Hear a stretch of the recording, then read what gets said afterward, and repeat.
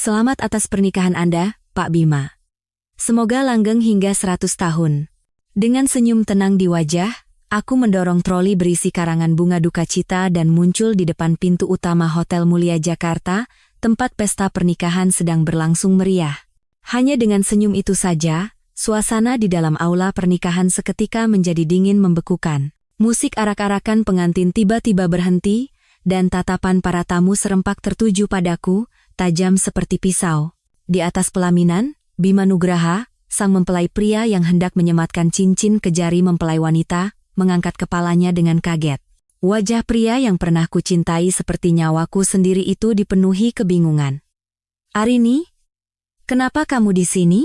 Mempelai wanita, Sarah Puspita, yang mengenakan gaun pengantin putih bersih, mencengkeram lengan Bima erat dengan wajah pucat pasi. "Mas Bima, siapa wanita ini?" Aku merapikan gaun hitamku dengan ringan, dan berkata dengan suara yang jernih dan lantang, "Saya adalah istri sah dari Bapak Bima Nugraha, Arini Wijaya. Saya dengar hari ini adalah hari yang membahagiakan bagi Pak Bima, jadi saya datang khusus untuk memberikan karangan bunga ucapan selamat." Suara bisik-bisik meledak seperti petasan. Banyak orang diam-diam mengeluarkan ponsel mereka dan mulai merekam, kilatan blitz kamera menyala tanpa henti. Beberapa orang bergumam, "Bukankah Pak Bima masih lajang? Apa yang sedang terjadi?" Dengan tenang, aku melepas pita hitam yang melingkari karangan bunga itu dan mengangkatnya di depan semua orang. Di atas pita itu, tertulis 4 kata dengan tinta merah yang begitu jelas dan mengerikan, bagaikan sebuah vonis, "Selamat menempuh hidup baru, sampai bertemu di alam baka." Sarah Puspita nyaris pingsan di atas pelaminan, kakinya lemas tak bertenaga. Wajah Bima mengeras, ia menggeretakkan giginya dan berteriak, "Arini, kamu sudah gila, ini pesta pernikahanku." Aku tersenyum tipis, tetapi setiap kata yang kuucapkan setajam silet. "Justru karena ini pernikahanmu, makanya aku datang untuk memberimu selamat." "Apa Anda lupa, Pak Bima? Kita belum bercerai. Secara hukum, ini termasuk tindakan bigami." Belum selesai aku bicara, suara sirene polisi terdengar dari luar hotel. Beberapa petugas berseragam masuk, dan seorang yang tampaknya komandan berkata dengan tegas, "Kami menerima laporan adanya dugaan tindak pidana bigami. Bapak Bima Nugraha, mohon kerjasamanya untuk ikut kami ke kantor polisi." Wajah Bima memutih, ia mencoba membela diri. "Ini tidak masuk akal. Kami sudah bercerai." Aku mengeluarkan sebuah map merah dari tasku dan mengangkatnya di hadapan dia dan semua orang. "Lihat baik-baik, Pak Bima. Tanda tangan dan stempel di akta perkawinan kita ini masih sah. Anda bilang sudah bercerai, tapi kenapa saya tidak tahu apa-apa tentang itu?" Gaun pengantin Sarah terhampar di lantai seperti kelopak bunga layu saat ia terduduk lemas. Dengan wajah pucat, ia bertanya gemetar, "Mas Bima, kamu membohongiku? Kamu bilang kamu lajang." "Sarah, dengarkan aku dulu." Bima tergagap, mencoba mencari alasan, tetapi matanya bergetar cemas. Aku melangkah naik ke pelaminan dan mengambil alih mikrofon. Suaraku menggema di seluruh aula. Tenang, namun tanpa kompromi. "Mohon maaf telah merusak suasana bahagia ini. Saya Arini Wijaya, istri sah dari Bapak Bima Nugraha. 3 tahun lalu, kami mendaftarkan pernikahan kami di kantor catatan sipil, dan sampai hari ini, kami belum pernah bercerai." Aku berhenti sejenak, menatap kedua mempelai dengan tatapan tajam seperti hutan yang terbakar. Lalu, aku melanjutkan, setiap kata bagai jarum yang menembus kebohongan. 3 bulan yang lalu, saya mengetahui bahwa suami saya dan nona ini sedang membangun keluarga baru. Bahkan, dia sedang mengandung anak dari suami saya. Karena itu, sebagai seorang istri, saya merasa harus datang untuk memberkati mereka berdua. Keributan meledak. Seorang wanita parubaya berdiri dengan marah, menunjuk dan berteriak, "Bima Nugraha, bagaimana bisa kau melakukan ini pada istrimu? Ini penipuan yang jelas." Sarah menangis terseduh-seduh sambil menutupi wajahnya. "Saya tidak tahu. Sumpah, saya tidak tahu kalau dia belum bercerai." Aku tertawa sinis dan mengeluarkan setumpuk foto. Aku mengangkatnya satu persatu agar semua orang bisa melihat. Bukti kemesraan mereka berdua tersebar di mana-mana. Bahkan ada foto saat Sarah datang ke depan rumah kami dengan sikap provokatif yang tak disembunyikan. Aku menatap lurus ke arah mempelai wanita dan berkata dengan nada halus namun menyindir, "Nona Sarah Puspita, ingatan Anda buruk sekali, ya. Mungkin foto-foto ini bisa membantu mengembalikan ingatan Anda. Apa Anda masih akan bilang tidak tahu?" Bima berbalik ke arahku, suaranya bergetar karena amarah. "Arini, apa sebenarnya yang kamu mau?" Aku menutup tumpukan foto itu dan menyibakkan rambutku dengan ringan. Senyumku menjadi lebih dingin. Aku tidak mau apa-apa. Aku hanya ingin memberkati. Pasti wanita ini sangat istimewa sampai bisa membuat suamiku segila ini. Aku mencondongkan tubuh, suaraku dibuat-buat manja tetapi setiap katanya tetap sekeras baja. "Nona Sarah, sudah berapa bulan usia kandungan Anda?" "Oh, astaga. Waktu kehamilan Anda bertepatan persis dengan hari jadi pernikahan saya dan Pak Bima, sungguh sangat berarti, ya?" Wajah Sarah memucat. Ia memeluk perutnya seolah melindungi sesuatu yang rapuh. Aku tersenyum lebih cemerlang, tetapi mataku tak menunjukkan sedikit pun pengampunan. "Tapi jangan khawatir. Aku tidak berniat merebut laki-laki ini dari Anda hari ini. Aku hanya ingin menyatakan bahwa mulai detik ini, Bapak Bima Nugraha, Anda bebas." Selesai bicara, aku mengeluarkan setumpuk dokumen dari tas dan mengangkatnya tinggi-tinggi di hadapan semua orang. Ini adalah surat perjanjian perceraian yang sudah saya tanda tangani. Tatapanku lurus ke arah Bima. Suaraku tenang namun tajam. "Pak Bima, cukup tanda tangani di sini, dan Anda bisa dengan bangga membawa pulang kembang desa Anda ini." Seluruh aula gempar. Tak ada yang menyangka aku akan menjadi pihak yang pertama kali menawarkan perceraian. Bima membeku, seolah tak percaya. "Kamu benar-benar setuju bercerai?" Aku mengangkat sudut bibirku, tersenyum secerah bunga musim semi. "Tentu saja, tapi ada satu syarat kecil." "Syarat apa?" Suaranya menjadi tidak sabar. Aku memasang ekspresi seolah-olah ini adalah permintaan yang sulit, tetapi tatapanku setajam pisau. "Bukan apa-apa. Saya hanya ingin Pak Bima mengembalikan semua yang menjadi milik saya selama 3 tahun terakhir ini." Sarah yang terduduk di lantai, bangkit dengan terhuyung-huyung. Matanya penuh kewaspadaan. "Apa yang mau kamu minta?" Dengan tenang, aku membuka map dokumen dan perlahan membacakan daftarnya. Pertama, mahar pernikahan saya. Saat kita menikah, yang saya bawa tidak sedikit, bukan? Aku mengeluarkan dokumen pertama dan membacanya dengan jelas. 3 bidang tanah di kawasan SCBD Jakarta, total nilai 200 miliar rupiah. Gelombang keterkejutan menyapu aula pernikahan. Aku melanjutkan. Pusat perbelanjaan Plaza Kencana, senilai 150 miliar rupiah. 10 unit villa mewah di Kompleks Pondok Indah, senilai 50 miliar rupiah. Dan 30% saham di Grup Kencana, senilai 250 miliar rupiah. Suaraku terdengar biasa saja, seolah membacakan daftar belanjaan. Oh, dan ada juga 40% saham Grup Adijaya yang saya serahkan kepada Pak Bima untuk membantu Grup Kencana saat sedang krisis. Mengingat nilai perusahaan Grup Adijaya saat ini sekitar 4 triliun rupiah, maka nilai saham itu setara dengan 1,6 triliun rupiah. Setiap kali aku menyebutkan sebuah angka, wajah Bima semakin pucat. Pada akhirnya, ia tampak seperti kertas tak bernyawa, dan seluruh aula terdiam dalam keheningan yang menyesakkan. Sarah nyaris menjerit.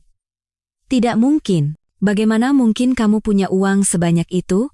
Bukankah kamu hanya ibu rumah tangga tua dan jelek yang kerjaannya memasak di rumah?" Aku memiringkan kepala dan menjawab perlahan. Suaraku ringan, tetapi setiap katanya seperti belati. "Tua dan jelek, Nona Sarah?" Kata-kata itu menarik sekali. Saya adalah seorang doktor di bidang keuangan dari Universitas Indonesia dan putri tunggal pemilik Grup Adijaya. Atas dasar apa Anda memanggil saya ibu rumah tangga tua dan jelek? Aku berbalik menghadap Bima. Senyumku semakin cemerlang. "Pak Bima, sepertinya Anda lupa memberitahu Nona Sarah, ya? Tentang bagaimana dulu Anda mengejar-ngejar saya, bersumpah bahwa Anda mencintai diri saya apa adanya, tidak peduli dengan uang atau latar belakang keluarga saya. Tapi kalau dilihat sekarang, sepertinya yang Anda cintai adalah uang saya." Bima membuka mulut untuk membantah, tetapi tak sepatah kata pun keluar. Aku tidak berhenti. Suaraku menjadi lebih rendah dan tegas. 3 tahun lalu, saat grup Kencana diambang kebangkrutan, sayalah yang mengerahkan seluruh aset dan saham saya untuk menyelamatkan perusahaan. Saat itu, Anda berlutut di hadapan saya, bersumpah akan membalas budi seumur hidup. Ternyata, seumur hidup versi Anda hanya bertahan 3 tahun. Dia tergagap. Arini, aku mengangkat tangan untuk menghentikannya. Suaraku sedingin es. Sudahlah. Aku mengerti pilihanmu. Nona Sarah masih muda dan cantik, ditambah lagi dia mengandung anakmu. Wajar jika aku yang sudah menemanimu selama 3 tahun ini dibuang begitu saja seperti bunga layu? Senyumku masih terpasang, tetapi siapapun bisa merasakan kepahitan di balik kata-kataku. Wajah Sarah memerah karena marah. Ia berteriak, Arini, berhenti menyindir. Mas Bima tidak mencintaimu, dia bersamaku karena cinta sejati. Aku tertawa, bukan karena marah, tetapi karena jijik. Cinta sejati? Nona Sarah, apa Anda tahu kapan anak dalam kandungan Anda itu mulai ada?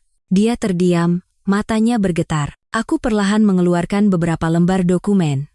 Ini adalah hasil tes kehamilan dari Rumah Sakit Harapan kita.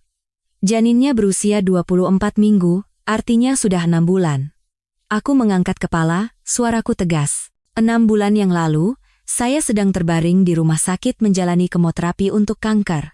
Tapi Pak Bimamu yang terhormat ini sedang sibuk menciptakan kehidupan baru di luar sana. Nona Sarah, apakah ini yang Anda sebut cinta sejati? Aula pernikahan seolah bergetar, lalu hening total. Para tamu terperangah, tak ada yang menyangka wanita yang tampak rapuh ini adalah seorang penderita kanker yang setiap hari berjuang antara hidup dan mati. Dan selama itu, suaminya dengan santai membangun keluarga baru dengan wanita lain. Wajah Bima pucat pasi, bibirnya bergetar hebat. Arini, aku tidak tahu. Aku tidak tahu kamu sakit. Aku tertawa getir. Suaraku lembut, tetapi setiap katanya setajam pisau. Tidak tahu, Pak Bima? Bukankah Anda selalu pulang tepat jam 10 malam? Saat aku mengirim pesan dari ranjang rumah sakit, Anda bilang sedang sibuk lembur. Ternyata lembur itu artinya berada di hotel bersama Nona Sarah. Aku mengeluarkan ponselku dan menunjukkan riwayat percakapan terakhir kami di depan matanya. Ini pesan terakhir yang kukirim. Mas Bima, aku sakit sekali. Bisakah kamu datang menemaniku? Aku berhenti sejenak, lalu membacakan balasannya dengan jelas. Jangan ganggu, aku sibuk. Aku mengangkat kepala, menatap lurus ke arah Bima. Malam itu, aku sendirian di rumah sakit. Sementara kamu sedang mengadakan pesta untuk merayakan kehamilan Nona Sarah. Wajah Sarah semakin kaku. Dia sepertinya mulai sadar bahwa dia juga telah dibohongi. Aku memasukkan ponselku dan merapikan rambut. Suaraku tenang. Jadi, Pak Bima, apakah Anda masih akan mengatakan bahwa hubungan Anda dan Nona Sarah adalah cinta sejati? Bima hanya bisa mengatupkan bibirnya, tak mampu berkata-kata. Aku tersenyum dan berkata dengan suara lembut namun tegas, sudahlah, mari lupakan yang lalu. Hari ini aku datang hanya untuk memberkati kalian berdua. Aku harap kalian bahagia dan langgeng hingga 100 tahun. Aku berbalik menghadap semua tamu. Pernikahan tidak akan lengkap tanpa buket bunga, bukan? Aku mencabut beberapa tangkai krisan putih dari karangan bunga duka cita dan mengikatnya menjadi buket kecil.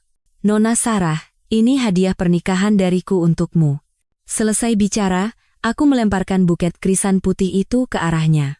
Sarah menatap buket bunga yang melayang ke arahnya dengan wajah pucat pasi. Di Indonesia, semua orang tahu bahwa bunga krisan putih melambangkan duka dan pemakaman. Membawa krisan putih ke pesta pernikahan sama saja dengan kutukan yang keji. Dia secara refleks mundur, tetapi tersandung gaunnya sendiri dan jatuh dari ujung pelaminan. Sarah, Bima berlari untuk menolongnya. Saat membungkuk, ia terkejut melihat darah merah merembes di bawah gaunnya. Darah. Sarah mencengkeram tangannya erat dengan wajah pucat. Anakku.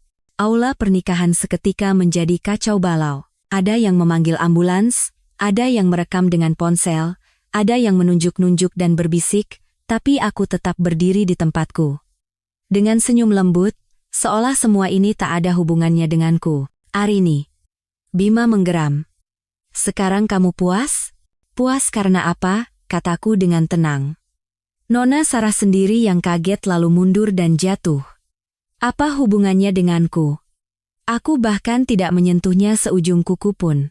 Memang, semua orang melihat dengan jelas. Sarah jatuh karena panik sendiri. Dari awal hingga akhir, aku tidak menyentuhnya sama sekali. Ambulans datang dengan cepat, dan petugas medis membawa Sarah ke atas tandu. Sebelum pergi, ia menatapku dengan tatapan penuh kebencian. Arini, kau wanita jahat. Aku mendekatinya dan berbisik dengan suara pelan yang hanya bisa didengarnya, Nona Sarah, ini baru permulaan. Drama yang seru bahkan belum dimulai. Matanya membelalak, seolah tak percaya dengan apa yang baru saja didengarnya. Bima menyusul ambulans. Sebelum pergi, ia melemparkan tatapan membunuh ke arahku.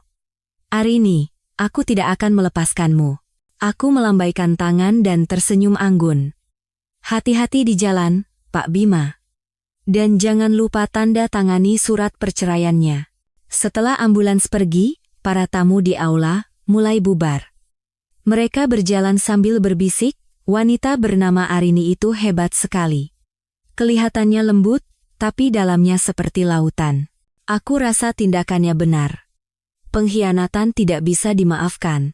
Bima Nugraha itu benar-benar bajingan. Istrinya sakit malah selingkuh. Aku mendengarkan semua itu sambil dengan tenang merapikan dokumenku. Saat itu, seorang pria paruh baya mendekat. Ia mengenakan setelan rapi dengan aura yang tenang, jelas seorang pengusaha sukses. Nona Arini Wijaya, saya Tirtayasa, pimpinan grup Sentosa. Saya menyaksikan semua yang terjadi tadi. Anda menanganinya dengan sangat mengagumkan. Aku menerima kartu namanya dan membalas, Pak Tirtayasa terlalu memuji. Dia tersenyum. Apakah Nona Arini tertarik untuk bekerja sama dengan kami? Saya sangat mengagumi intuisi bisnis Anda. Aku memiringkan kepala dan berpikir sejenak. Kerja sama seperti apa yang Bapak maksud? Grup Sentosa akan segera merambah bisnis properti. Saya dengar Anda memiliki beberapa lahan strategis di Jakarta. Bisakah kita membicarakannya lebih lanjut? Matanya bersinar tajam. Aku tersenyum. Informasi Bapak Tirtayasa cepat sekali, ya. Tapi sepertinya sekarang bukan waktu yang tepat untuk bicara bisnis. Saya masih punya urusan yang lebih penting. Urusan apa? Tanyanya penasaran.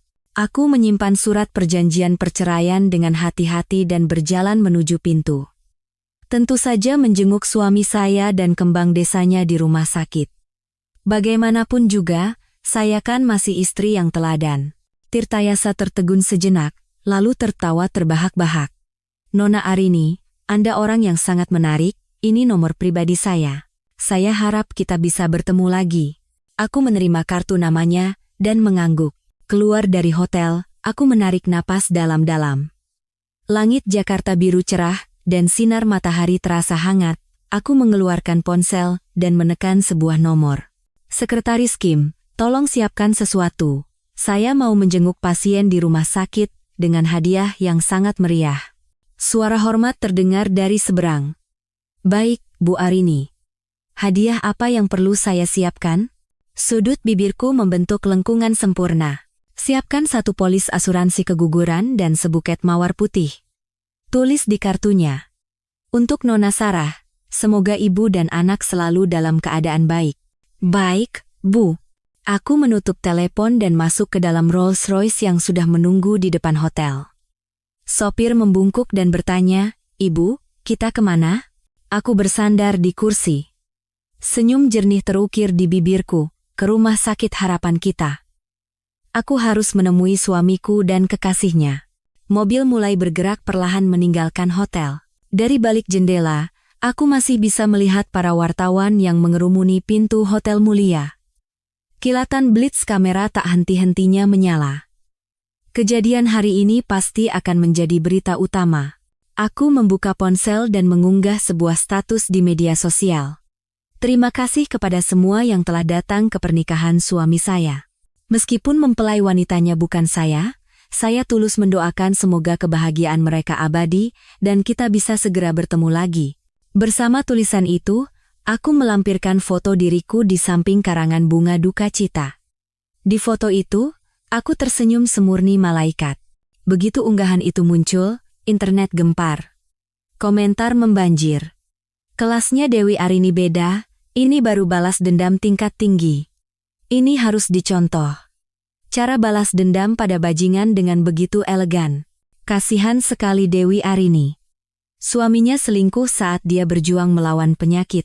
Tidak bisa dimaafkan. Bima Nugraha benar-benar sampah masyarakat. Tidak pantas untuk Bu Arini. Aku membaca komentar-komentar itu dengan senyum tipis. Tahap pertama dari rencanaku selesai dengan sempurna. Sekarang, seluruh Jakarta tahu bahwa Bima Nugraha adalah seorang pengkhianat dan Sarah Puspita adalah seorang perusak rumah tangga. Sekarang, saatnya memulai tahap kedua. Di ruang VIP Rumah Sakit Harapan Kita, Sarah terbaring di tempat tidur dengan wajah pucat. Bima duduk di sampingnya dengan ekspresi sangat cemas. "Dokter, bagaimana keadaan istri dan anak saya?" tanyanya sambil memegang jas dokter. Dokter menaikkan kacamatanya dan berkata dengan nada serius, "Janinnya berhasil diselamatkan untuk saat ini, tetapi pasien harus istirahat total." "Lalu?" tanya Bima cemas.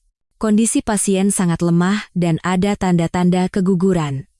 Jika terus mengalami guncangan, akan sulit untuk mempertahankan kandungannya." Selesai bicara, dokter itu pergi. Sarah mulai terisak. Ini semua gara-gara Arini.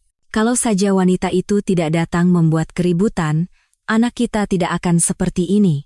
Bima menggenggam tangannya erat sambil menggeretakkan gigi. "Ini salahku. Seharusnya aku sudah menceraikan wanita itu sejak lama." Sarah menatapnya dengan curiga. "Bukankah kamu bilang sudah bercerai? Kenapa wanita itu masih memegang akta perkawinan kalian?" Bima tergagap. "Aku pikir Arini akan mengurusnya sendiri. Dia sangat mencintaiku, aku tidak menyangka dia akan sengaja menahannya. Jadi kamu bahkan belum pernah ke kantor catatan sipil?" Suara Sarah menajam karena marah. "Mas Bima, kamu membohongiku." "Sarah, dengarkan aku dulu." Saat itu, pintu kamar diketuk. Seorang perawat masuk membawa sebuket besar mawar putih yang diikat pita merah muda. "Nona Sarah, ada kiriman bunga." Sarah menerimanya dengan bingung. "Dari siapa?" Perawat memberikan sebuah kartu, tertulis di sini. Saat membuka kartu itu, wajahnya langsung pucat pasi. Tulisan tangan yang rapi dan elegan terbaca jelas. "Untuk Nona Sarah, semoga ibu dan anak selalu dalam keadaan baik. Cepat sembuh ya. Arini Wijaya." "Arini." Sarah menjerit dan melempar buket bunga itu ke lantai. "Wanita ini mengutukku. Memberikan mawar putih kepada ibu hamil adalah sebuah penghinaan yang jelas." Bima juga melihat kartu itu dan wajahnya menjadi gelap. Wanita ini benar-benar jahat. Perawat itu berdiri di ambang pintu dan menambahkan dengan perlahan, "Dan ada seorang pengacara yang ingin bertemu dengan Nona Sarah." Katanya ini terkait dokumen kompensasi asuransi. "Asuransi apa?" Sarah bingung. Tak lama kemudian, seorang pria paruh baya berjas rapi masuk ke kamar. Dia berkacamata bingkai emas dan membawa tas kerja, tampak profesional. "Selamat siang, saya pengacara Budi Santoso dari firma Hukum Cakra, rekan." Dia menyerahkan kartu nama dan berkata dengan jelas, "Saya diutus oleh Ibu Arini Wijaya untuk membantu mengurus prosedur klaim asuransi keguguran atas nama Nona Sarah Puspita." "Asuransi keguguran?" Sarah terperanjat, nyaris melompat dari tempat tidur. "Apa maksudmu asuransi keguguran?" Pengacara Budi membuka tasnya dan mengeluarkan selembar dokumen. "Ini adalah polis asuransi yang didaftarkan oleh Ibu Arini untuk Anda. Uang pertanggungannya sebesar 500 juta rupiah. Jika Anda mengalami musibah keguguran, pihak asuransi akan membayarkan seluruhnya." Melihat namanya sendiri di dokumen itu, Sarah nyaris pingsan karena marah. "Arini. Wanita ini mengutuk anakku agar mati." "Nona Sarah, mohon tenang," kata pengacara Budi sambil membetulkan kacamatanya. "Menurut ketentuan, jika tertanggung mengalami kecelakaan, perusahaan asuransi wajib membayar kompensasi. Ibu Arini berpesan bahwa beliau sangat mengkhawatirkan kesehatan Anda, sehingga secara khusus menyiapkan asuransi ini. Keluar. Keluar sekarang juga. Bima menggeram. Pengacara Budi tetap tenang sambil merapikan dokumennya. Baik, saya permisi dulu, Nona Sarah. Dokumennya saya letakkan di meja samping tempat tidur. Jika butuh bantuan, silakan hubungi saya. Setelah dia pergi, kamar itu diliputi keheningan yang berat. Sarah terengah-engah karena marah. Mas Bima, lihat kan? Arini jelas-jelas mengutuk anak kita. Bima duduk diam di kursi. Saat itu, ia sadar bahwa mungkin seumur hidupnya ia tidak pernah benar-benar memahami wanita bernama Arini. Dulu, Arini begitu lembut dan penurut, tidak pernah bertengkar dengan siapapun. Sekasar apapun kata-katanya, Arini hanya akan menahannya dalam diam. Tetapi Arini yang sekarang, setiap kata dan tindakannya setajam pisau, menusuk tepat di titik lemahnya dan Sarah. Yang lebih penting, ia baru sadar betapa kayanya Arini. Aset properti dan sahamnya mencapai triliunan rupiah, dan selama ini ia tidak pernah menyadarinya. Mas, kamu lagi mikirin apa? Tanya Sarah lemah. Bima tersentak dan menggelengkan kepala. Tidak apa-apa, istirahatlah. Jangan-jangan kamu mikirin wanita itu? Suara Sarah penuh cemburu. Jangan lupa, gara-gara dia aku hampir kehilangan anak kita. Bima terdiam lama, lalu berdiri. Kamu istirahat ya. Aku mau keluar telepon sebentar. Begitu keluar, ia langsung menelepon sekretarisnya. Selidiki semua informasi tentang Arini Wijaya. Aku ingin tahu semuanya. Terdengar suara ragu dari seberang. Baik Pak.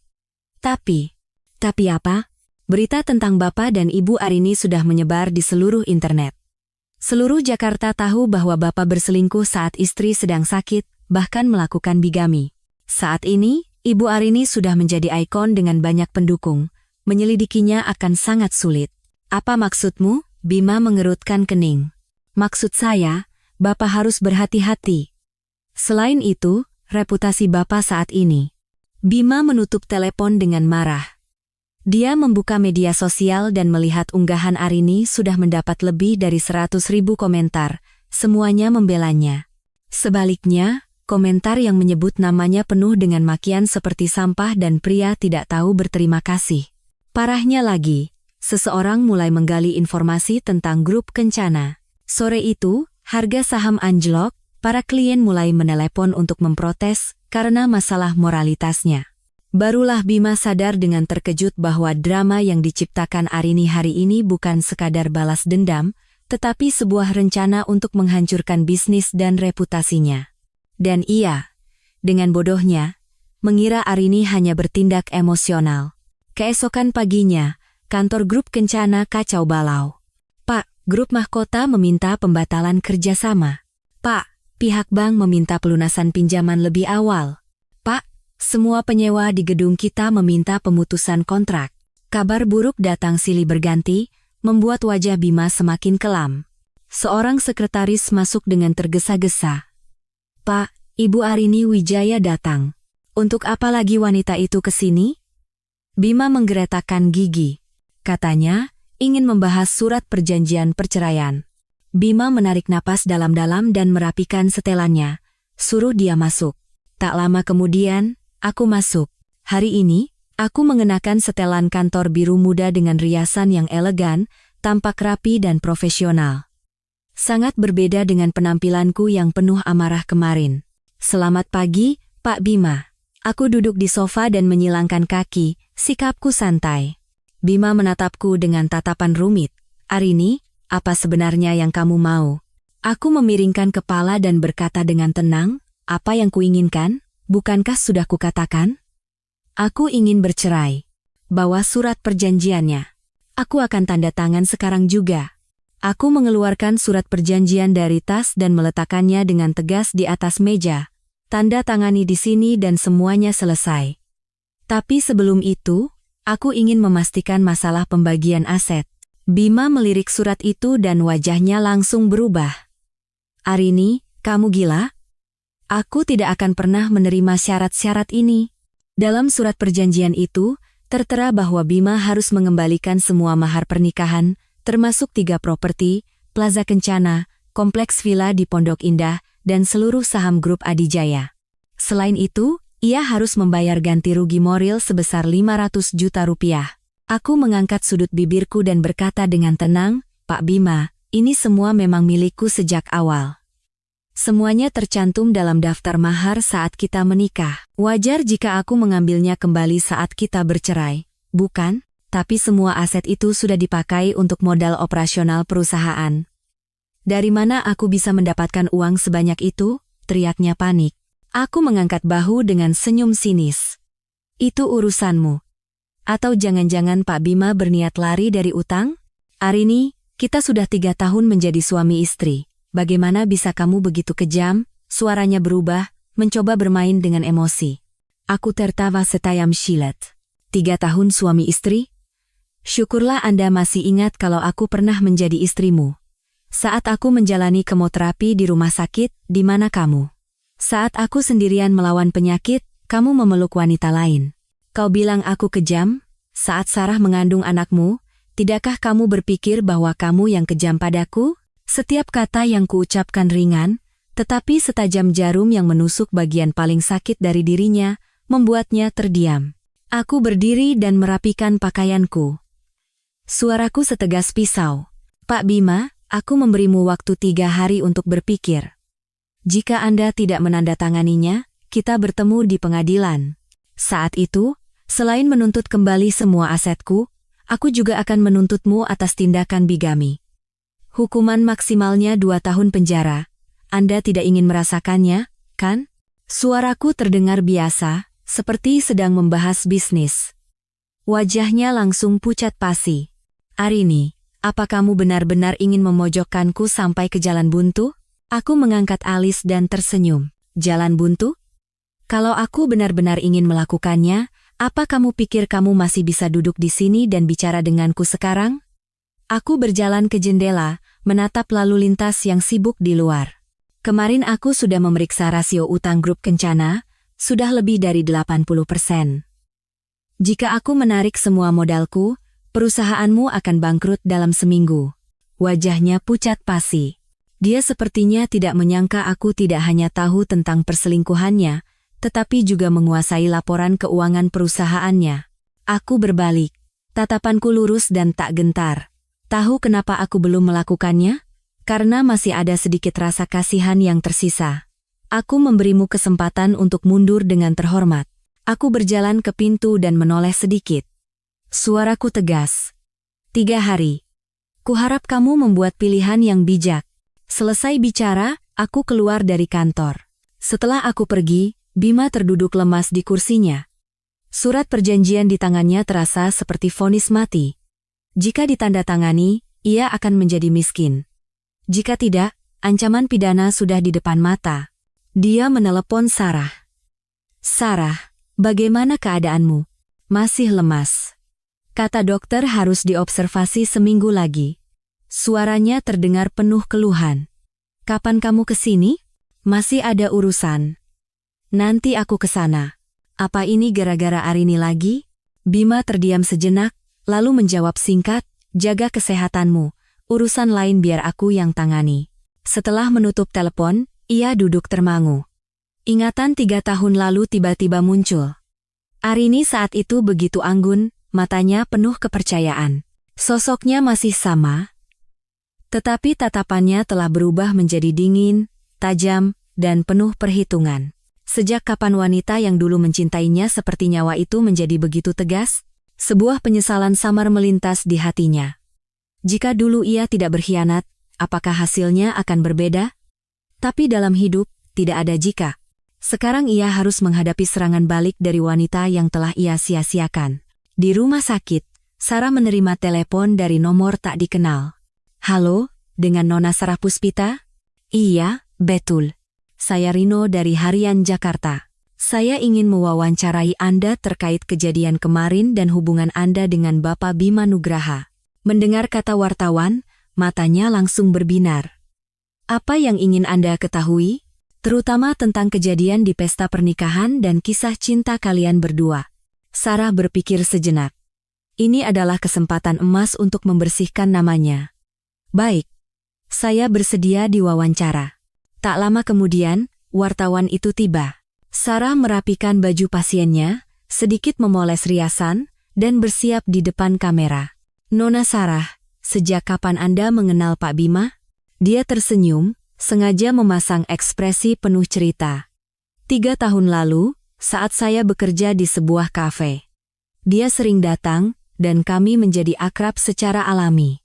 Saat itu, apakah Anda tahu Pak Bima sudah menikah?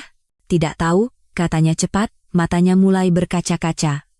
Mas Bima bilang dia lajang. Saya tidak pernah dengar dia punya istri.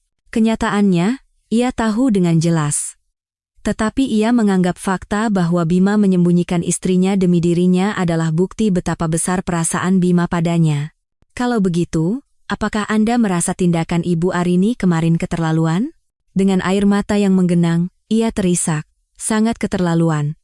Saya sedang hamil, tapi dia mengirim karangan bunga duka cita dan krisan putih ke pernikahan kami. Saya hampir kehilangan anak saya. Saya ini tidak bersalah. Kalau ada masalah, seharusnya dia selesaikan dengan suaminya. Kenapa menyeret saya dan anak saya? Wartawan itu mencatat dengan tekun dan terus bertanya. Bagaimana pendapat Anda tentang opini publik yang menyebut Anda perusak rumah tangga orang? Saya bukan perusak rumah tangga orang. Sarah menangis terseduh-seduh.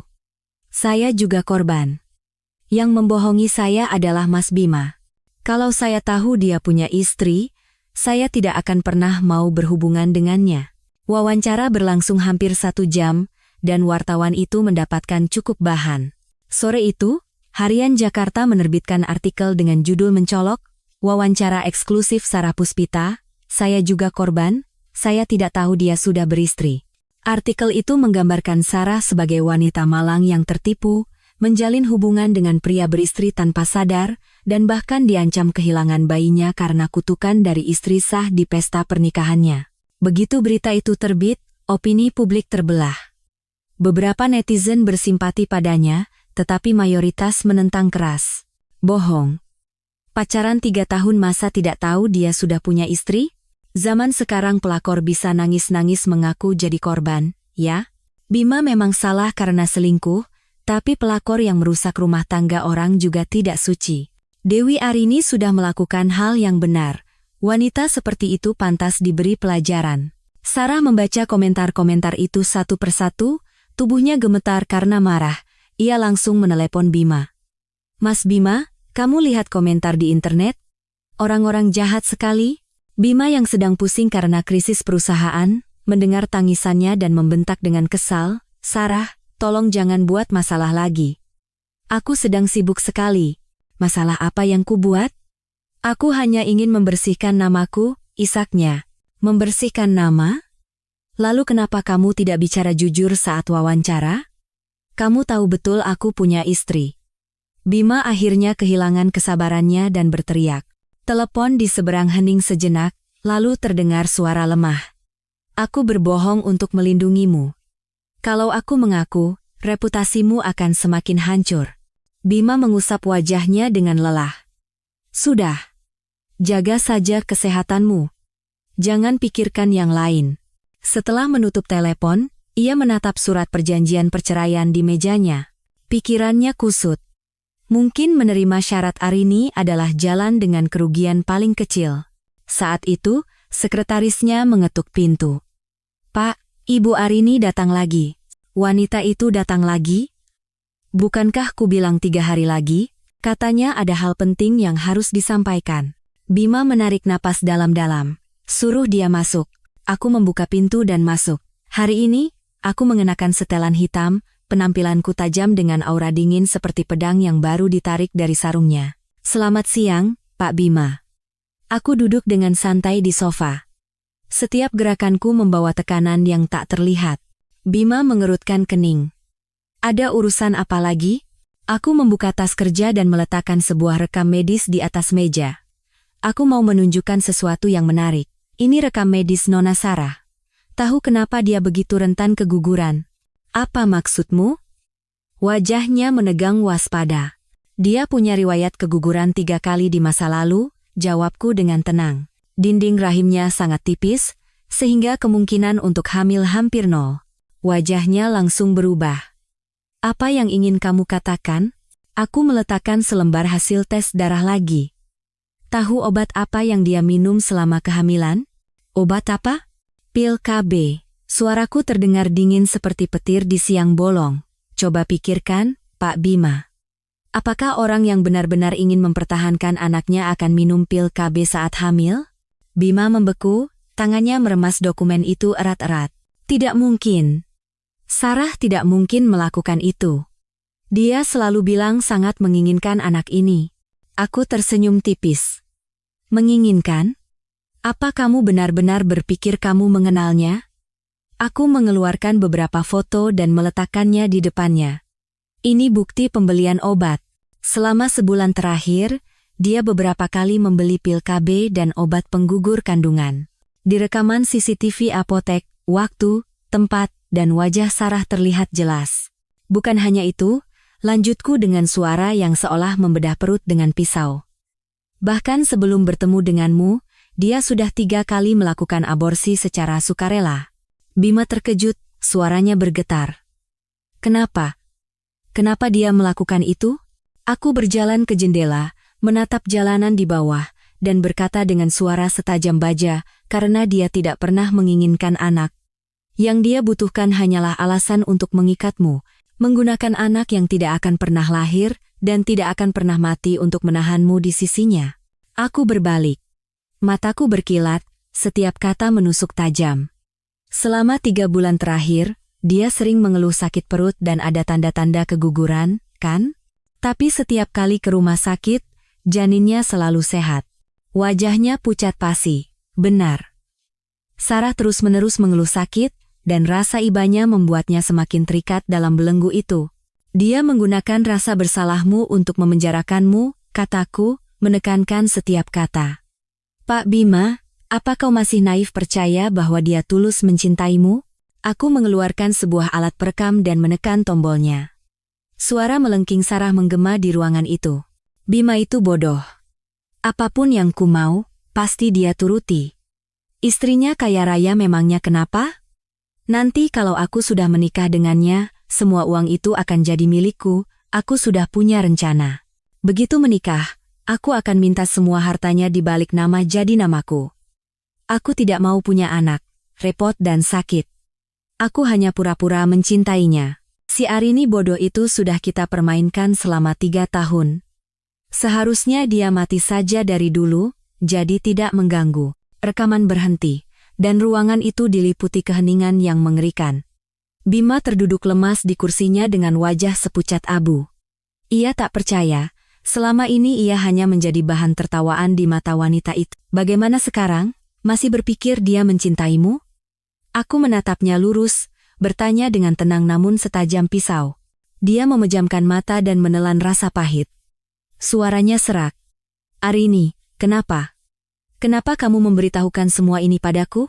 Karena aku ingin kamu sadar dan melihat kenyataan. Aku perlahan duduk kembali di sofa. Tatapanku sedingin lautan tanpa ombak. Kamu mengkhianati wanita yang mencintaimu seperti nyawanya sendiri, dan berlari ke wanita yang menganggapmu bukan apa-apa. Apa menurutmu itu sepadan? Dia membuka mata, menatapku dengan putus asa. Lalu kamu, apa kamu masih mencintaiku? Aku menggeleng pelan. Suaraku setegas pedang yang memutus semua ikatan. Tidak. Cinta itu sudah mati saat kamu pertama kali mengkhianatiku. Kata-kata itu menusuk hatinya lebih sakit dari pedang manapun. Aku berdiri. Suaraku jelas dan tegas. Sekarang, aku hanya ingin mengambil kembali apa yang menjadi milikku dan memulai hidup baru. Pak Bima, bagaimana dengan surat perjanjian perceraiannya? Sudah Anda pikirkan? Di hadapannya, surat perjanjian itu tergeletak diam seperti sebuah vonis. Sekarang ia telah melihat wajah asli Sarah dan sadar apa yang telah ia hilangkan. Tapi untuk menyesal, sudah terlambat. Dengan tangan gemetar, ia mengambil pulpen. Aku akan tanda tangan. Aku mengambil surat perjanjian itu, memeriksanya, dan mengangguk. Bagus. Besok kita urus prosedurnya di kantor catatan sipil. Aku berjalan ke pintu, lalu berhenti dan berbalik dengan senyum penuh arti. Oh ya, Pak Bima. Sore ini Nona Sarah akan menerima hadiah istimewa, sebaiknya Anda ke sana untuk melihat reaksinya, pasti akan sangat menarik. Selesai bicara, aku membuka pintu dan melangkah keluar dengan angkuh, seperti seorang jenderal yang baru saja memenangkan perang. Di kantor, Bima duduk sendirian, termangu. Pikirannya kusut. Ia mengambil ponsel, ragu sejenak, lalu menekan sebuah nomor. Mas Bima, akhirnya kamu telepon. Suara Sarah penuh kegembiraan. Sarah, bagaimana keadaanmu? Suara Bima terdengar berat. Sudah jauh lebih baik. Dokter bilang bayinya juga sehat, tidak perlu khawatir. Suaranya semanis madu. Mas, kapan kesini? Aku kangen sekali. Kata-kata penuh kebohongan itu tumpang tindih dengan kebenaran dalam rekaman, membuatnya merasa mual. Nanti aku ke sana. Dia menutup telepon. Tatapannya menjadi gelap. Ia ingin menghadapinya secara langsung, bertanya sampai tuntas. Ia ingin tahu berapa banyak rahasia yang disembunyikan wanita itu. Di rumah sakit, Sarah sedang santai berselancar di internet, membaca berita tentang dirinya. Meskipun banyak cacian, ada juga yang bersimpati dan membelanya. Itu sudah cukup membuatnya puas. Tiba-tiba, pintu kamar terbuka dan seorang kurir masuk. Permisi, dengan Nona Sarah Puspita, ada paket. Saya tidak memesan apa-apa. Ini kiriman hadiah. Mohon tanda terima. Karena penasaran, Sarah membuka kotak itu. Di dalamnya ada sebuah kotak yang lebih kecil dan sebuah kartu. Untuk Nona Sarah, sebuah hadiah kecil. Semoga suka. Dari seorang teman yang peduli padamu. Di dalam kotak itu ada sebuah USB dan selembar foto. Foto itu adalah rekaman CCTV apotek yang dengan jelas menunjukkan dirinya sedang membeli pil KB. Tanggal, waktu, dan tempatnya tercantum lengkap. Wajah Sarah langsung berubah. Ia buru-buru mencolokkan USB itu ke laptop. Isinya adalah rekam medis lengkap dan file rekaman suaranya sendiri. Tidak mungkin. Bagaimana bisa Arini mendapatkan semua ini? Tangannya gemetar ketakutan. Saat itu, pintu kamar terbuka dan Bima masuk. Mas Bima. Sarah buru-buru mematikan laptop, mencoba menyembunyikannya, tetapi wajah Bima sudah sedingin es, tatapannya setajam pisau. Dia berjalan lurus ke samping tempat tidur dan berkata dengan suara rendah, Sarah, kita perlu bicara. Bicara apa? Suaranya bergetar. Bima mengeluarkan ponselnya dan memutar rekaman suara itu. Suara melengkingnya sendiri terdengar jelas, membuat Sarah pucat pasi seolah ditelanjangi. Mas Bima, dengarkan aku dulu. Itu tidak benar, pintanya. Tidak benar? Bima tertawa dingin dan melemparkan foto ke atas meja. Lalu ini apa? Sarah panik total. Aku bisa jelaskan. Jelaskan kenapa kamu minum pil KB saat sedang hamil. Bima membentaknya kata demi kata. Jelaskan kenapa kamu menyebutku bodoh. Jelaskan kenapa kamu menipuku dengan cinta palsu. Sarah menangis. Aku benar-benar mencintaimu. Aku hanya takut kehilanganmu, makanya aku bicara seperti itu. Takut kehilanganku? Bima nyaris menggeram. Lalu kenapa kamu tidak pernah mau melahirkan anakku? Dia kehabisan kata-kata. Mata Bima menjadi gelap. Hatinya dipenuhi amarah dan penyesalan. Karena kamu, aku mengkhianati istriku. Karena kamu, aku kehilangan bisnisku. Karena kamu, aku menjadi miskin. Dan ternyata, semua itu hanya kebohongan? Tidak, aku tulus mencintaimu, pintanya mati-matian. Jangan meragukan kita hanya karena Arini. Arini? Bima mengangkat USB itu dan berkata dengan dingin, di dalamnya ada rekam medis, rekaman CCTV, dan rekaman suaramu sendiri. Semuanya bukti. Sarah tak bisa lagi membela diri. Bima menatapnya lama. Di matanya hanya tersisa penyesalan yang mendalam. Aku benar-benar buta karena mempercayaimu. Mas Bima, kamu tidak boleh begini padaku. Aku mengandung anakmu. Sarah mencoba meraih harapan terakhirnya. Anak? Bima tertawa sinis, seperti pecahan es. Apa benar ada anak di dalam perutmu? Kata-kata itu membuatnya terhuyung. Ia memeluk perutnya dengan ketakutan. Apa maksudmu? Maksudku, mari kita periksa dengan pasti. Bima menekan bel panggilan dan memanggil dokter. Pasien ini, tolong lakukan pemeriksaan lengkap. Baik, segera kami siapkan, jawab dokter. Tidak, aku tidak mau diperiksa. Sarah menjerit, tetapi sudah terlambat. Dokter dan perawat dengan cepat masuk dan menyiapkan peralatan. 30 menit kemudian, hasilnya keluar. Dokter memegang laporan dan berkata dengan tenang, Pak Bima, pasien memang sedang hamil. Tapi kondisi perkembangan janinnya tidak baik. Selain itu, dari sampel darahnya terdeteksi kandungan pil KB dalam jumlah besar. Jika terus dikonsumsi, akan sangat sulit mempertahankan janinnya. Sarah terduduk lemas di ujung tempat tidur. Semua pembelaannya menjadi bisu. Bima menatapnya dengan dingin. Sarah, kamu benar-benar kejam. Kalau tidak mau punya anak, kenapa kamu menipuku? Aku hanya... Dia tergagap. Semua kebohongannya telah runtuh. Sudah cukup. Bima berbalik hendak pergi. Mas Bima, jangan tinggalkan aku. Sarah berlari dan memeluknya dengan putus asa. Bima dengan tegas melepaskan tangannya. Hubungan kita sudah berakhir. Mulai hari ini, aku tidak mau melihat wajahmu lagi. Dia pergi tanpa menoleh ke belakang. Sarah terduduk di lantai, menangis pilu. Mimpi yang telah ia bangun begitu lama hancur berkeping-keping. Di luar rumah sakit, aku duduk di dalam mobil, menyaksikan punggung Bima yang menjauh. Sudut bibirku sedikit terangkat. Tahap kedua dari rencanaku telah selesai. Keesokan paginya, di depan kantor catatan sipil, aku tiba tepat waktu, mengenakan gaun putih yang anggun dengan riasan rapi. Wajahku tampak santai. Bima sudah ada di sana. Matanya merah, sepertinya tidak tidur semalaman. Penampilannya kuyu. Selamat pagi, Pak Bima, sapaku sambil tersenyum kecil. Dia menatapku dengan perasaan campur aduk. Arini, apa kita benar-benar harus sampai sejauh ini? Tentu saya, jawabku singkat.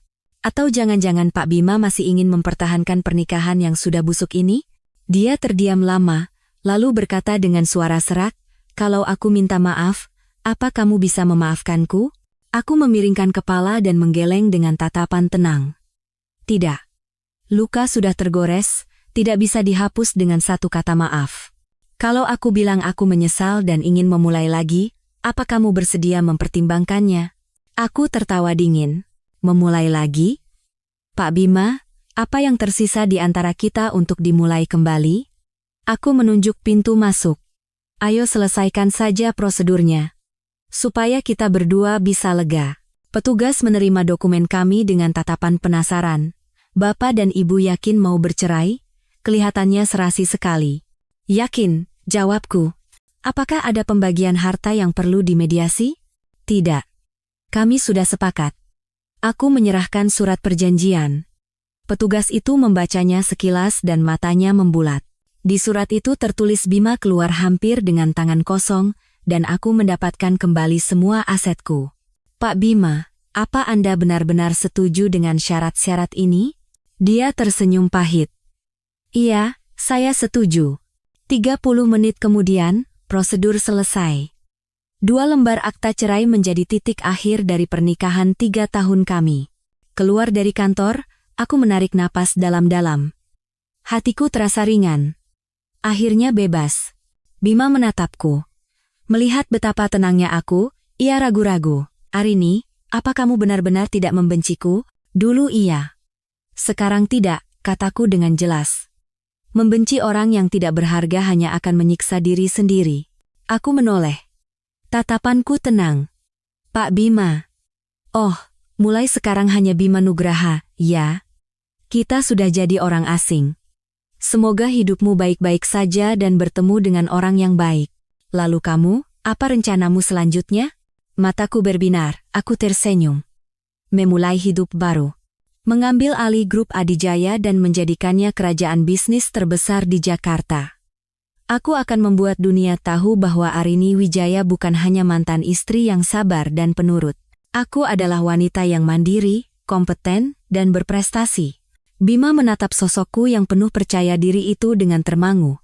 hatinya kacau. Ternyata, dari awal hingga akhir, Arini adalah orang yang luar biasa. Hanya saja ia tidak pernah menyadarinya. Arini, seandainya waktu bisa diputar kembali. Tidak ada seandainya, potongku. Suaraku tenang namun tegas, yang sudah berlalu biarlah berlalu. Kita berdua harus melangkah maju. Aku masuk ke dalam Rolls-Royce yang sudah menunggu di pinggir jalan. Selamat tinggal, Bima Nugraha. Semoga bahagia. Mobil bergerak. Dia menatap mobil yang menjauh dengan hampa, hatinya dipenuhi penyesalan. Ia bukan hanya kehilangan seorang istri, tetapi juga seorang partner yang bisa diajak susah dan senang. Tapi sekarang, semuanya sudah terlambat. Di dalam mobil, aku mengeluarkan ponsel dan menekan sebuah nomor. Sekretaris Kim, adakan rapat Dewan Direksi sore ini, aku akan mengumumkan pengambilalihan resmi grup Adijaya. Baik, Bu. Ada instruksi lain. Siapkan siaran pers. Judulnya, Arini Wijaya, fokus kembangkan bisnis keluarga pasca perceraian. Dan batalkan semua kerjasama dengan grup Sentosa. Aku sudah menemukan partner yang lebih baik. Baik, Bu. Aku menutup telepon dan menatap keluar jendela. Hatiku terasa ringan. Tahap ketiga dari rencanaku telah selesai. Sekarang, saatnya memulai tahap keempat. Aku harus menunjukkan pada semua orang bahwa tanpa Bima Nugraha, Arini Wijaya masih bisa hidup dengan cemerlang. Dan Sarah Puspita. Dia akan segera menerima ganjarannya. Perusak rumah tangga orang tidak akan pernah bisa lari dari akibatnya. Seminggu kemudian, Hotel Indonesia Kempinski, salah satu hotel bintang 5 termewah di Jakarta, bersinar terang dengan sebuah konferensi pers akbar. Ruangan itu penuh sesak dengan awak media. Di layar LED raksasa di atas panggung, video promosi grup Adijaya terus diputar. Aku muncul. Mengenakan setelan hitam yang pas di badan, sepatu hak tinggi yang kokoh, dan rambut yang ditata rapi. Setiap langkahku terasa dingin dan tajam seperti pedang. Selamat siang, rekan-rekan media, para mitra bisnis. Saya Arini Wijaya, Direktur Utama Grup Adijaya. Suaraku menggema, jernih dan tegas, disambut tepuk tangan meriah. Aku mengangkat kepala. Hari ini, saya secara resmi mengumumkan bahwa mulai saat ini, saya akan mengambil alih seluruh manajemen Grup Adijaya. Kami akan membuka era perkembangan baru. Layar berganti, menampilkan rencana strategis. Aku mempresentasikannya satu persatu. Pertama, kami akan memulai proyek di kawasan inti SCBD Jakarta. Dengan total investasi 2 triliun rupiah, kami akan membangun kompleks komersial terpadu terbaik di Jakarta. Ruangan itu langsung gempar. 2 triliun rupiah. Angka yang belum pernah terjadi sebelumnya. Kedua, kami akan merambah industri energi terbarukan. Kami akan bekerja sama dengan perusahaan teknologi terbaik untuk membangun pabrik mobil listrik di Jakarta. Ketiga, kami akan mendirikan Yayasan Amal Adijaya, yang akan menyumbangkan 10% dari laba bersih tahunan untuk bidang pendidikan dan kesehatan. Setiap poin yang diumumkan membuat publik terperangah. Seorang wartawan mengangkat tangan. Ibu Arini, apakah Anda yakin bisa mencapai target ini dalam waktu singkat? Aku tersenyum tipis. Saya sangat yakin. Saya punya tim terbaik, modal yang cukup, dan yang terpenting, tekad yang tak tergoyahkan. Apakah perceraian Anda baru-baru ini mempengaruhi perusahaan? Aku menjawab dengan tegas. Kehidupan pribadi dan pekerjaan adalah dua hal yang berbeda. Justru, setelah melepaskan belenggu yang tidak perlu, saya bisa lebih fokus pada bisnis. Pernyataan itu membuat ruangan meledak. Para wartawan berebut mengajukan pertanyaan. Apakah maksud Anda mantan suami Anda, Bima Nugraha, adalah sebuah beban? Ada rumor perusahaannya sedang kesulitan. Apakah Anda akan membantunya? Aku tertawa setajam silet. Bisnis adalah medan perang. Setiap orang harus menanggung akibat dari pilihannya sendiri. Saya bukan seorang dermawan, dan saya tidak punya kewajiban untuk menyelamatkan orang lain dengan uang para pemegang saham. Kata-katanya sopan, tetapi maknanya jelas, nasib Bima Nugraha tidak ada hubungannya denganku. Konferensi pers berlangsung selama 2 jam. Aku menjelaskan rencana pengembangan secara rinci. Saat mengumumkan bahwa proyek pertama akan dimulai bulan depan, ruangan itu dipenuhi tepuk tangan yang membahana. Setelah itu, aku melayani wawancara individu. Seorang wartawan wanita bertanya, "Ibu Arini, menurut Anda apakah wanita menghadapi lebih banyak kesulitan di dunia bisnis daripada pria?" Aku menjawab dengan jujur. Kesulitan pasti ada. Tapi saya tidak pernah menurunkan standar saya hanya karena saya seorang wanita. Kemampuan tidak mengenal jenis kelamin. Jika Anda cukup hebat, tidak ada yang bisa meremehkan Anda. Lalu, apa ada nasihat yang ingin Anda berikan kepada wanita lain? Aku berhenti sejenak dan menatap lurus ke kamera. Saya hanya ingin mengatakan satu hal. Jangan pernah menggantungkan hidupmu pada seorang pria. Hanya dengan menjadi kuat, kamu bisa memegang kendali atas takdirmu sendiri. Sementara itu, kabar buruk tentang Bima Nugraha terus berdatangan. Saham grup Kencana anjlok tanpa henti, klien serempak menarik dana, dan bank menagih utang dengan gencar. Hanya dalam seminggu, pria yang pernah berada di puncak kejayaan itu terpuruk di ambang kebangkrutan. Nasib Sarah lebih tragis. Rekaman suaranya tersebar di internet, membuka semua topengnya di hadapan dunia. Netizen marah dan menggali masa lalunya.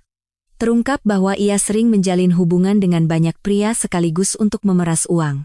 Badai opini publik menerpa, informasi pribadinya bocor. Setiap hari, depan rumahnya penuh dengan lemparan telur busuk dan sampah. Akhirnya, Sarah tidak tahan dengan tekanan itu.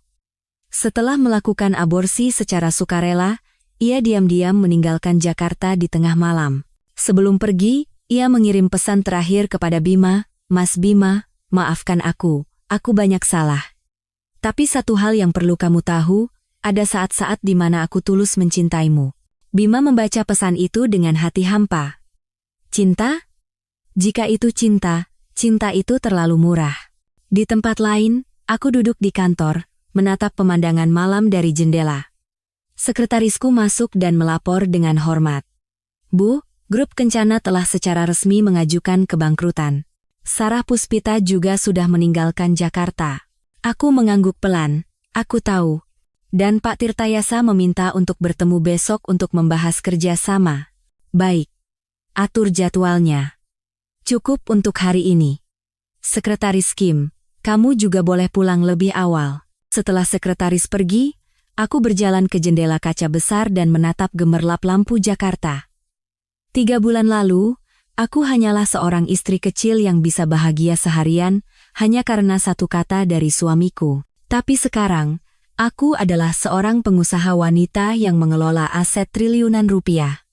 Hidup memang penuh dengan titik balik yang dramatis. Aku membuka ponsel. Sebuah judul berita utama menarik perhatianku, "Ratu Bisnis Jakarta, Arini Wijaya, dari istri yang dibuang menjadi legenda bisnis." Artikel itu mengupas perjalananku secara rinci, menjadikanku sebagai sosok yang inspiratif. Aku tersenyum dan mematikan layar. Balas dendam telah usai, dan kehidupan baru telah dimulai. Bima Nugraha dan Sarah Puspita, mereka semua hanyalah masa lalu. Mulai sekarang, hidupku akan bersinar lebih cemerlang. Aku kembali ke meja dan mulai mengerjakan dokumen. Besok masih ada banyak rapat penting dan proyek yang harus dijalankan. Aku ingin membuktikan kepada semua orang bahwa seorang wanita bisa menjalani hidup yang cemerlang dengan caranya sendiri. Di luar jendela, lampu neon Jakarta berkelip-kelip.